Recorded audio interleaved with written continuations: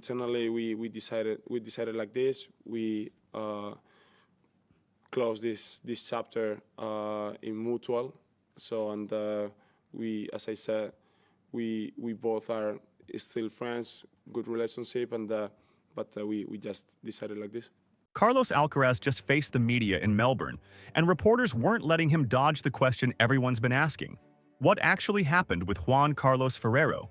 After weeks of speculation, cryptic statements, and confusion, Alcaraz finally gave his full explanation about ending the 7-year partnership that turned him into a Grand Slam champion. His answer reveals more than just the split. It shows exactly where his head is heading into 2026.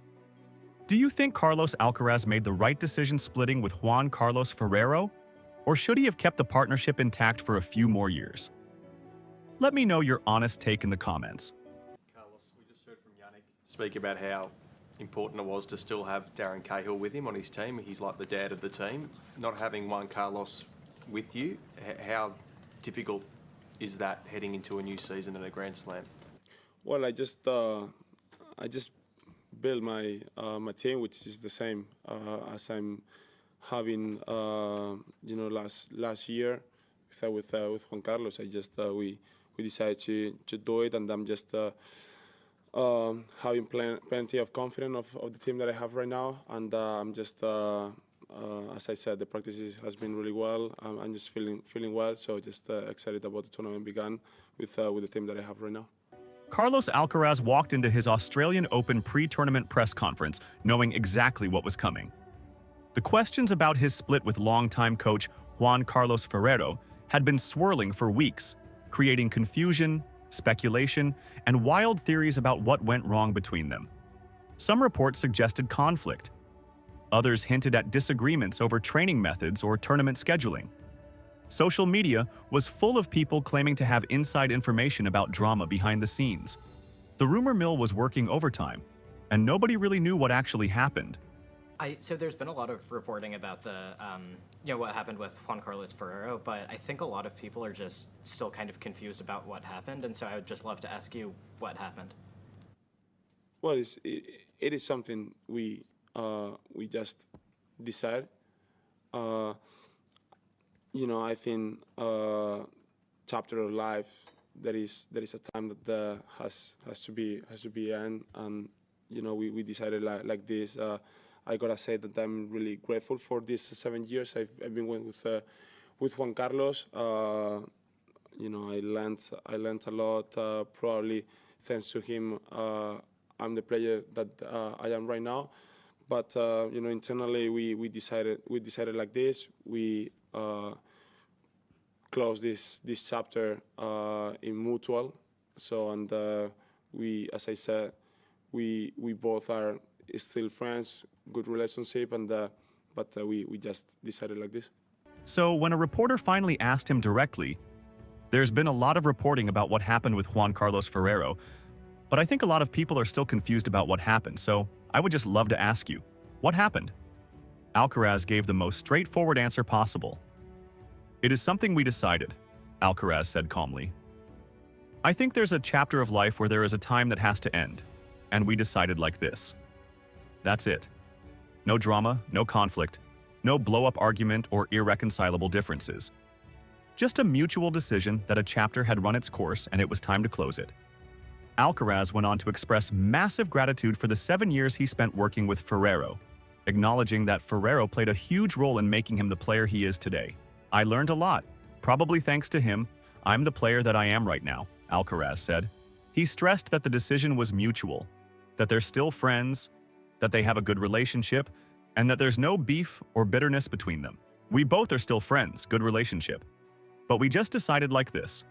You said the off-season is going well. I was just curious, in light of the change, was there any differences in the routines? Did you look at it as an opportunity to do different things in this preseason? Just what was it like? There wasn't any changes at all.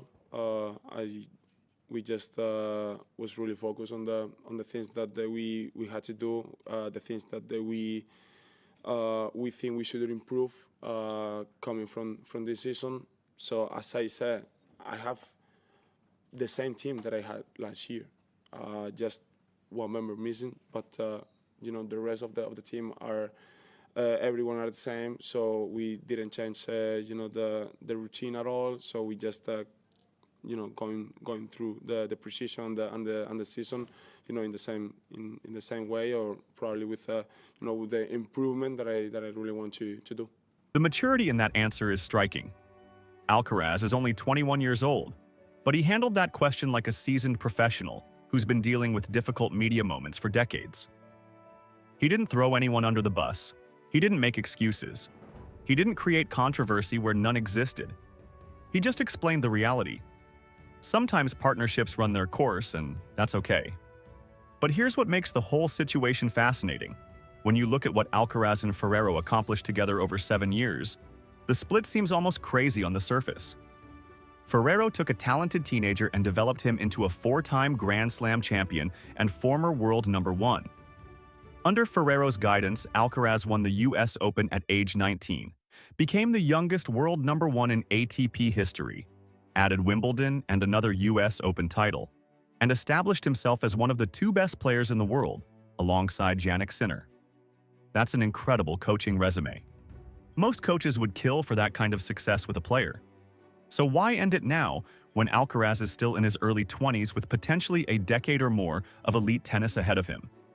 The answer, based on what Alcaraz said in Melbourne, seems to be about growth and evolution rather than problems or failure. Sometimes a player reaches a point where they need a different voice, a different perspective, or a different approach to take the next step in their development. Alcaraz is at a crossroads in his career. He's already won multiple Grand Slams. He's already been #1. He's already beaten the best players in the world. The question now is, how does he become even better? How does he achieve sustained dominance rather than just flashes of brilliance? Maybe Alcaraz felt like he needed a change to unlock that next level. Maybe he felt like he'd absorbed everything Ferrero could teach him and needed fresh input. Maybe the relationship had simply run its natural course after 7 years of intense partnership. Whatever the specific reason, Alcaraz made it clear there's no scandal here. No betrayal, no drama, just a professional decision made by 2 adults who respect each other. When another reporter asked if the coaching change led to any differences in his preseason routine or preparation, Alcaraz shot that theory down immediately. There wasn't any changes at all, he said. We were really focused on the things we had to do, the things we think we should improve coming from this season. He emphasized that his team is largely the same as last year, except for Ferrero's absence. Everyone else is still there. The routine hasn't changed. The approach hasn't changed. It's just one member missing, but the foundation remains intact. That's important because it shows this wasn't a complete overhaul of his support system. Alcaraz didn't panic and blow everything up. He made one calculated change and kept everything else stable. That's smart management of a career transition. Alcaraz also made it clear he has plenty of confidence in the team he has right now. He's not sitting around worried about who's going to replace Ferrero or whether he can succeed without him. He's focused on the work, trusts the people around him, and believes he's prepared to compete at the highest level. When you listen to how Alcaraz talks about the situation, what stands out is his focus on the present and future rather than dwelling on the past. He thanked Ferrero sincerely for everything they accomplished, but he's not getting emotional or nostalgic about it. He's already moved on mentally, which is exactly what you need to do to perform at the highest level. The press conference also revealed what's driving Alcaraz heading into 2026, completing the career Grand Slam by winning the Australian Open. When asked about his motivation for Melbourne, Alcaraz was direct. "This is my main goal for this year. It's the first tournament and the main goal." He's hungry for it. You can hear it in how he talks about his preparation, how he describes being in good shape, how he emphasizes being hungry for the title and excited for the tournament to begin. The Australian Open is the only Grand Slam missing from Alcaraz's collection. He's won the French Open, Wimbledon, and the US Open.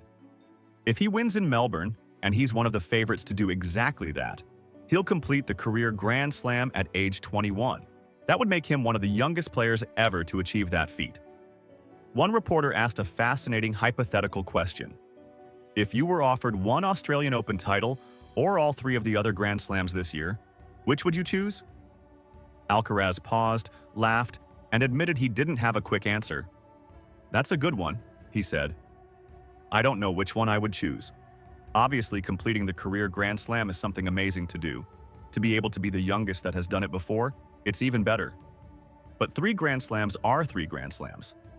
I don't know, it's a question I have to think about."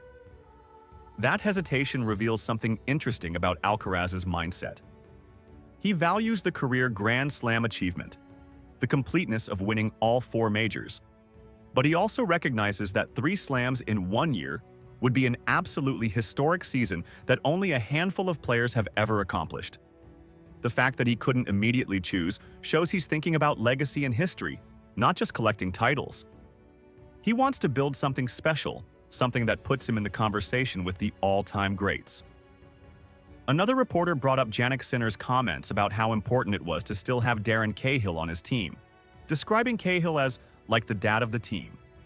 The implicit question was, how difficult is it for Alcaraz not having Juan Carlos Ferrero, who played a similar role? Alcaraz handled it smoothly. "I just built my team, which is the same as I'm having last year except with Juan Carlos. I just have plenty of confidence in the team that I have right now.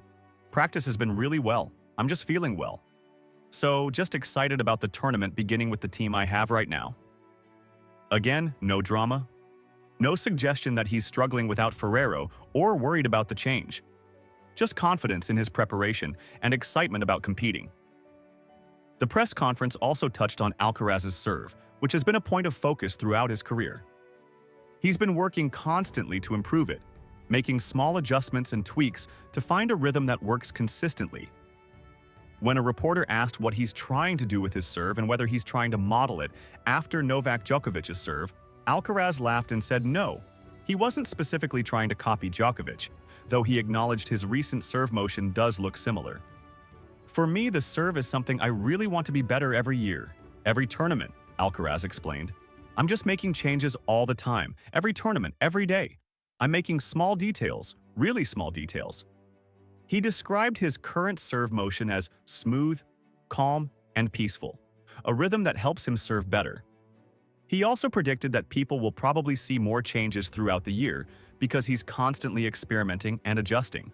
That commitment to constant improvement, even in areas where he's already good, is what separates great players from champions.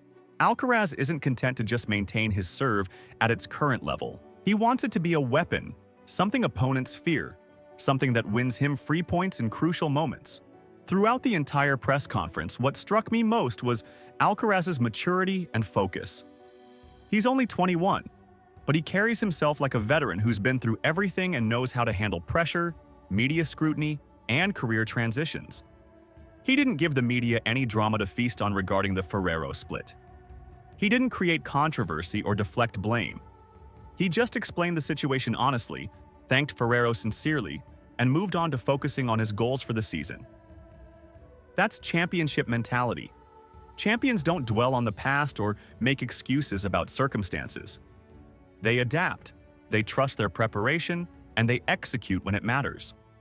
The Australian Open will be Alcaraz's first real test without Ferrero in his corner. How will he handle the pressure of chasing the career Grand Slam?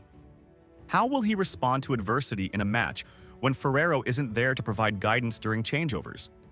How will he manage his emotions in a 5-set battle when the voice he's trusted for 7 years is no longer in his ear? Those are legitimate questions, and we won't know the answers until Alcaraz is actually tested on court in Melbourne. But based on how he handled the media, based on his confidence in his preparation, based on his focus and maturity, I'd bet on Alcaraz being just fine. He's not a player who needs someone else to believe in him. He believes in himself, trusts his ability, and has already proven he can win Grand Slams under enormous pressure. The Ferrero split isn't a crisis. It's just the natural evolution of a young champion's career. And if Alcaraz completes the career Grand Slam in Melbourne without Ferrero on his team, it'll prove what many people already suspected. He's good enough to win with or without any specific coach because his talent, work ethic, and mental strength are already at an elite level. So there you have it. Carlos Alcaraz finally explained the Juan Carlos Ferrero split. And there's no drama, just mutual respect and a natural career evolution. If you want more coverage of Alcaraz's quest for the career Grand Slam and all the latest tennis news, smash that like button and subscribe. Do you think Alcaraz will win the Australian Open and complete the career slam this year?